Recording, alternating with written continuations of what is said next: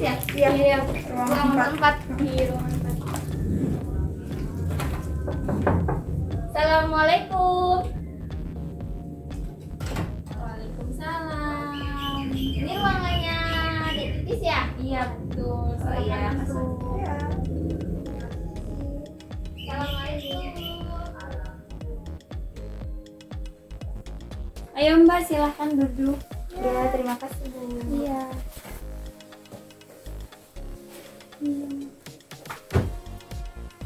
Ada titis. Iya Kak. Iya kan bener ada titis. Benar Kak. Ibu di sini sendiri aja Bu. Bapaknya kemana? Iya, bapaknya lagi di rumah, lagi gantian. Oh gantian Iya. ya. Karena keadaannya kayak gini jadi nggak bisa rame-rame. Ibu dari mana Bu? Dari Pringsewu. Oh udah di Pringsewu. Ngomong-ngomong udah berapa hari Bu di sini Bu? Udah sekitar 5 harian lah. Udah 5 hari Iya. ya. Dengar-dengar katanya kena paru-paru basah. Kronis ya? Apa paru-paru basah? Baru-baru basah. Oh, Kata baru-baru dokternya itu hasil cek labnya. Oh itu. Ada di sini umur berapa Bu? Udah 17 tahun. Udah 17 ya. Udah lama Bu ngidap penyakit paru-paru basah. Belum terlalu lama sih, cuma baru ketahuannya baru-baru ini. Oh iya. Ya kami kakak tim ini adalah tim bimbingan rohani Islam. Kami diutus dari kampus UIN Raden Insan Lampung buat melakukan bimbingan di setiap rumah sakit. Nah ini terus sebelumnya kenal dulu ya, nama kakak Laila dan ini rekan kakak. Nama saya Nanda. Saya Nena. Nama saya Eva. Nama saya Rini. Nah ini tim kakak di sini. Di sini kami kan tadi bilang mau memberikan sedikit motivasi buat adik titis ya. Sebelumnya titis tahu nggak sih apa sih bimbingan rohani Islam? Belum tahu Kak. Belum tahu ya. Titis nyaman nggak? Kalau nggak nyaman dibenerin aja kayak sambil duduk gitu, bisa nggak? Bisa ya. Jadi biar kita enak gitu kayak ngobrol gitu ya. Jadi adik titis belum tahu ya apa itu bimbingan rohani Islam ya. Belum Kak. Belum tahu ya. Jadi boleh nggak di sini kakak-kakak di sini ngejelasin sedikit apa sih bimbingan rohani Islam gitu? Biar dari titisnya nggak mikir ngapain sih mereka ini kesini gitu kan ya. Jadi biar tahu. Ya ini rekan kakak nanti yang mau jelasin ya. Silakan. Ya, bimbingan rohani Islam itu merupakan kegiatan yang diberikan kepada pasien dan keluarganya selama menjalani perawatan rumah sakit, terutama berkaitan dengan memberikan pembinaan spiritual agama dan dukungan moral. Nah itu jadi dari bimbingan rohani Islam. Jadi dia tuh membimbing salah satunya pasien untuk memberikan apa sih motivasi gitu kepada kita ya. Nah di bimbingan rohani Islam itu juga ada tujuannya gitu kan. Apakah hari ini tujuannya? Nah, tujuan dari pelaksanaan bimbingan rohani Islam itu sendiri yaitu untuk menyadarkan pasien agar dapat memahami dan menerima cobaan yang sedang diderita, terus tuh memberikan pengertian dan bimbingan penderita dalam melaksanakan kewajiban keagamaan, misalnya itu kayak sholat, doa, berzikir, terus tuh perawatan dan pengobatannya dikerjakan dengan berpedoman terhadap Islam. Nah itu tujuan dari bimbingan rohani Islam ya Dinas ya. Ibu boleh silakan diangkat dulu Bentar aja, ya, Bu. Iya, iya, iya, dulu keluar. iya. Lanjutin aja kalau mau Iya, Oh ngobrol. iya Bu, oke. Ya. Nah itu bagian dari tujuan bimbingan rohani Islam ya Dinas ya.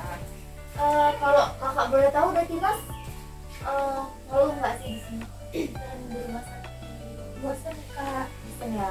Bosan. Terus ini kadang yang ngomongin ibu. Iya, ibu. Kadang bapak. Jadi nggak boleh ya kalau rame-rame ya. Nggak boleh Kak, penduduk dari rumah sakit. Oh iya, Dinas sudah sarapan belum Dinas? Udah, Kak. Udah ya. Nah di sini kakak mau sedikit ngasih apa ya masukan ke Dinas. Kita kan lagi sakit ya, pasti kan kita jadi Dinas kan kalau di rumah sakit ini kan pasti keadaannya nggak enak gitu ya. Kita kan namanya di rumah sakit gitu kan, pasti kan nggak mau lah setiap orangnya mau sakit gitu kan ya. Tapi di sini dengan keadaan Dinas di sini ya yang tadi kena apa penyakit Paru-paru basah. paru-paru basah ya itu. Dinas di sini nggak boleh menyerah ya, nggak boleh menyerah karena kita percaya saat kita sakit itu Allah tuh sudah menghapus dosa-dosa kita, saya nggak dengan hal itu percaya. Iya jadi Dinas gitu, jadi di saat kita sakit, dikasih cobaan sakit sama Allah itu di situ lagi menghapus dosa-dosa kita yang kita lakukan di masa-masa kemarin gitu. Di situ Allah lagi membersihkan dosa-dosa kita gitu kan. Jadi di sini bukan Dek Tinus aja yang sakit, mungkin orang-orang di ruang-ruang sebelah itu kan lagi pada sakit juga sama. Mereka itu dikasih cobaan sama Allah untuk menghapus semua dosa-dosa itu gitu. Sebagaimana yang ada di firman Allah surat Al-Anbiya ayat 35 di situ menjelaskan pada kita bahwasanya di saat Allah ngasih cobaan kepada makhluknya, maka di situ Allah sedang menghapus dosa-dosa hambanya gitu, seperti itu. Bahkan dulu ada sahabat Rasulullah SAW menjenguk Rasulullah yang sedang sakit gitu kan, ditanya apakah yang kamu rasakan, katanya sahabat Rasul ini. Kata Rasul, saya sedang merasakan sakit, bahkan sakit saya ini bisa dibilang 2 orang yang sakit gitu kan, rasanya itu sakit banget gitu kan. Nah di situ sahabat Rasulullah bilang, namun kamu di situ akan mendapatkan pahala, katanya, dosa-dosa kamu akan dihapuskan, kata sahabat Rasulullah. Maka Rasulullah menjawab, ya benar sekali gitu. Di saat saya sedang sakit atau hamba-hamba Allah sedang sakit, maka di situ kita dikasih cobaan dan kita akan yang namanya dihapus segala dosa-dosa kita. Makanya di sini Dek Tinus nggak boleh menyerah gitu ya, pasti yakin dan percaya Allah bakal ngasih kesembuhan kepada kita ya. Penting kita banyak-banyak berdoa, keluarga terutama banyak-banyak meminta sama Allah. Terus satu lagi, jangan tinggalin sholat ya, meskipun dalam keadaan sakit kita tetap sholat.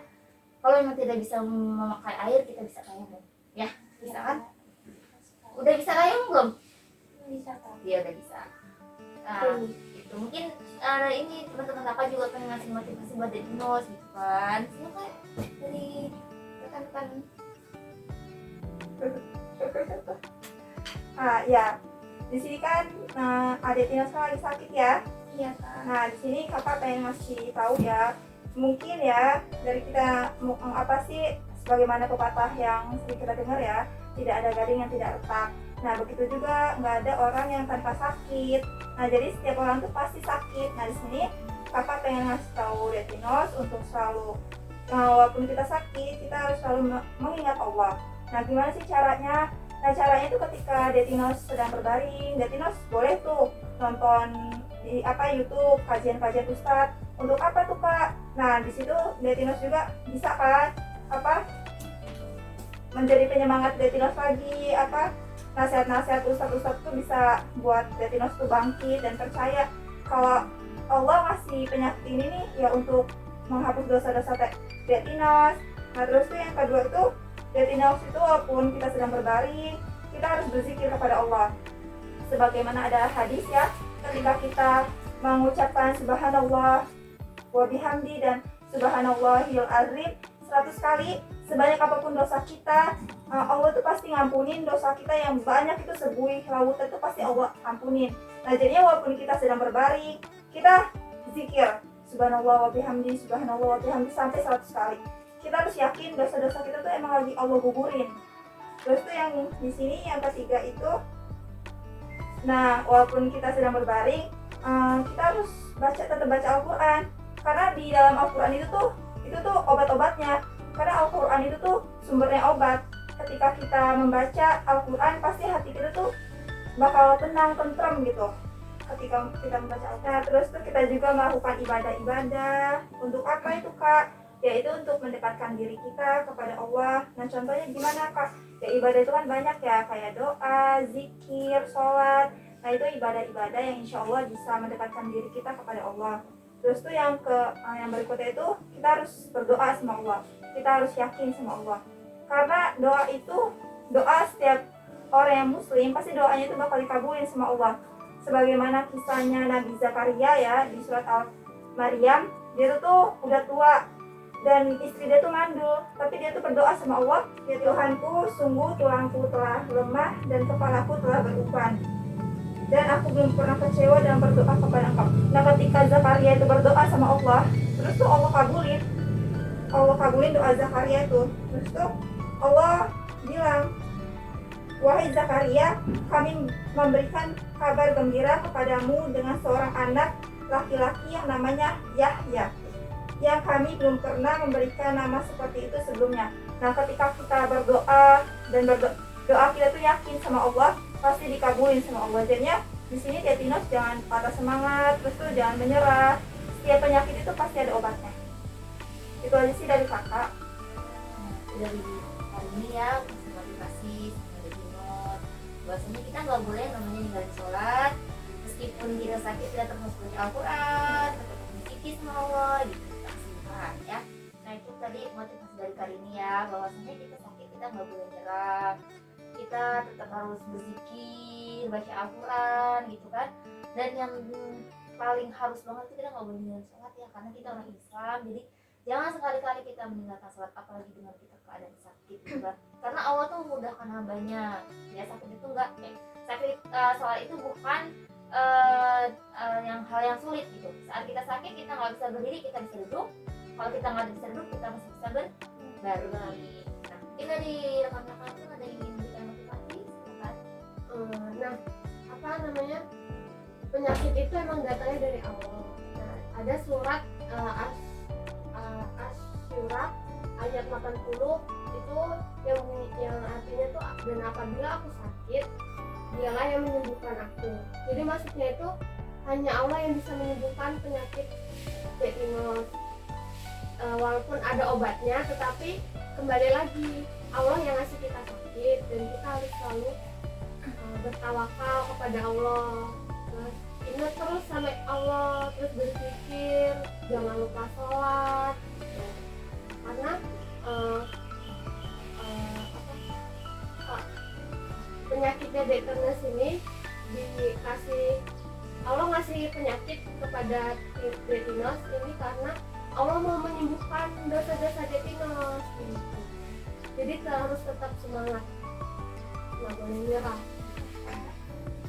Nggak boleh menyerah, tetap percaya kalau Allah tuh bakal ngasih kita kesembuhan gitu. Kita boleh pasrah, tapi kita jangan lupa untuk berusaha gitu kan.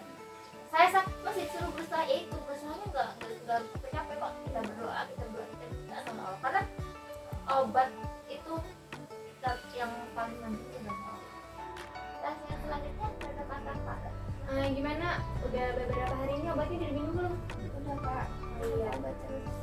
Jangan lupa diminum ya obatnya, soalnya obat ini sebagai salah satu ikhtiar kita. Jika kalau kita lagi sakit, kita harus minum obat gitu. Supaya apa? Supaya ya apa-apa tuh ada perantaranya gitu. Dokter, suster, dan obat ini sebagai perantara Detinos supaya penyakitnya bisa sembuh. Bisa dibilang obat ini sebagai ikhtiar kita. Tapi ya itu tadi yang udah dijelasin sama kakak-kakaknya, jangan lupa untuk tetap berdoa, ikhtiarnya dikencengin lagi gitu. Gak ada penyakit yang gak sembuh. Allah itu gak mungkin ngasih penyakit kalau gak ngasih obatnya gitu. Salah satunya obat yang dikasih dokter, yang kata kakak ini bilang tadi ya, baca Quran, karena Al-Quran itu pengobat gitu, supaya membangkitkan semangat Dinos untuk semangat buat sembuh. Seperti itu. Jangan lupa ya diminum obatnya. Yang kedua kita makan ya, jangan lupa, karena orang sakit yang makan kita harus makan, orang bisa musuh gitu kan. Terus selanjutnya dari kakak. Jadi di sini kakak akan menjelaskan kenapa sih orang sakit itu nggak boleh pergi ke dukun atau paranormal dan sejenisnya. Jadi pengobatan yang sering dilakukan dukun atau paranormal itu kan biasanya dia baca-bacaan atau mantra dan kemat-kamut lainnya gitu, yang kita sendiri tuh nggak tahu artinya, dan mereka tuh kadang sambil memegang bagian tertentu pasien gitu, tangan, kepala, atau bagian tertentu yang sakit gitu. Nah, maka dari baca-bacaan itu semacam itu ini justru terlarang hukumnya, terutama yang tidak mengerti artinya. Hal itu berbeda dengan pengobatan ala sunnah yang dilakukan dengan bacaan yang dapat dimengerti seperti ayat Al-Quran atau hadis.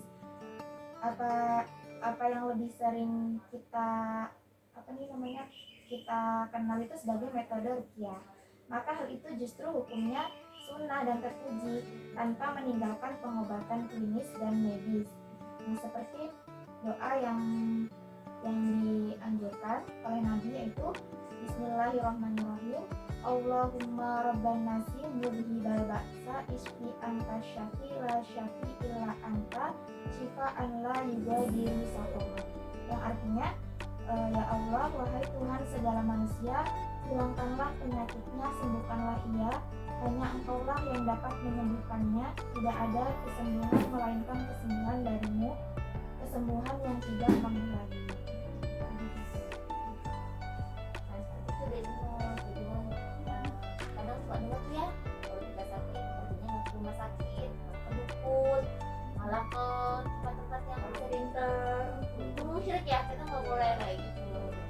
Tapi kalau misalnya kayak yang rukiah itu, biasanya rukiah itu tempat yang sakit ya, sesuatu gitu ya, kurang juga, soalnya kita nggak dalam arti kayak gitu ya, kita nggak boleh kita harus tetap mengenal sama Allah gitu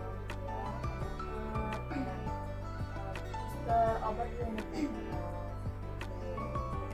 semangat di sini, jangan apa ya, jangan down motivasinya, tetap terus dipastikan kita tetap jangan gampang menyerah, saya ini nggak bakal sembuh, nggak, Allah tuh pasti bakal ngasih kesembuhan buat kita. Jadi kita tetap terus berdoa dan minta kepada Allah, semangat aja intinya mah gitu. Ya mungkin dari kakak-kakak ada yang ingin memberikan masukan lagi buat ini. Ya, saya mau nanya ya, di sini diabetes kok bisa kena penyakit paru basa itu, penyebabnya gimana itu deh? Saya itu setiap tidur itu harus pakai kipas angin Kak, jadi kan nggak baik itu kan kipas angin itu, lama kelamaan jadi paru basah. Oh, kalau tidur sekarang kalau kipas anginnya nggak boleh gede-gede, harus kecil aja biar nggak nambah parah, ya. Terus kalau pakai kipas angin jangan pantulin ke badan, ke tembok. Jadi kecampur kan bisa ya dipantulin ya. Udah ada sembuh belum? Baru kalau di diagnosisnya sih baru-baru ini Kak. Baru ini ya. Ngerasain nggak enak ya? Udah lumayan sih Kak, mungkin dari beberapa bulan yang lalu. Tapi masuk rumah sakit sampai dirawat udah berapa kali? Ini yang paling parah baru 1 kali ini, mungkin sebelumnya itu 2 kali, tapi kayak nggak pernah sampai rawat. Jadi kayak cuma obat aja. Jadi kalau rawat ini berarti sekolahnya libur ya? Iya Kak, ini Terus ada tugas ini sekolahnya di mana? sekolah di SMK Negeri 1 Kediri Jakarta Kak. Ambil jurusannya? Pokoknya Dek Ina semangat ya. Kak Dek Ina berapa saudara? Cuma 1 Kak. Satu ya. Iya. Ini keluarga Dina dan kamu kayaknya belum balik lagi. Ya itu. Jadi tadi kita udah memberikan sedikit motivasi buat Dek Ina. Mudah-mudahan motivasi dari kita itu bermanfaat. Dan mudah-mudahan kita semua selalu diberikan kesehatan, panjang umur. Semoga Detina juga cepat sembuh ya. Ada di Detina ada yang ingin ditanya lagi nggak? Oke, kita sudah tahu. Cukup ya. Jadi tadi kita udah kenalan kan? Udah kenalan kita dari mana? Kita tujuan kita ke sini mau ngasih motivasi Detina ya, nggak aneh-aneh gitu. Jadi sebelum kita tutup, mungkin ada yang bisa memberi doa buat Detina? Oke baik ya teman-teman, kita sama-sama doain adik kita supaya dia cepat sembuh, supaya cepat hilangkan penyakitnya, diberikan kesehatan, dan semoga ntar bisa sekolah lagi ya sama teman-temannya, main bareng segala macam. Pokoknya semangat terus, obatnya jangan minum, dan terus dikit sholat. نسألك سلامة في الدين وعافية في الجسد وزيادة في العلم وبركة في الرزق وتوبة قبل الموت ورحمة من الله ومغفرة بعد الموت ولهم حملا في شجرة الموت ونجاة من النار وعافية عن الشر ربنا آتنا في الدنيا حسنة وفي الآخرة حسنة وقنا عذاب النار سبحانك ربك رب العزة عما يصفون وسلام على المرسلين والحمد لله رب العالمين. Benar, kalau aku biasa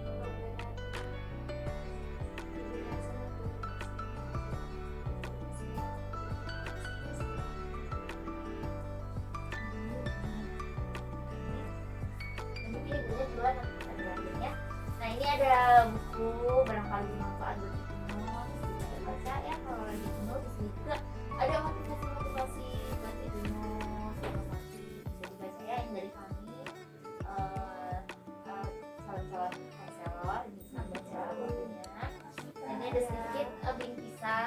apa isinya, yang penting semoga bermanfaat untuk kita ya.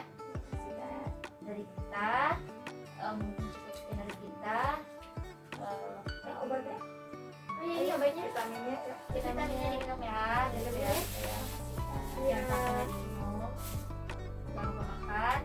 Kalau ada obat dari dokter diminum, yang pokoknya kita semangat.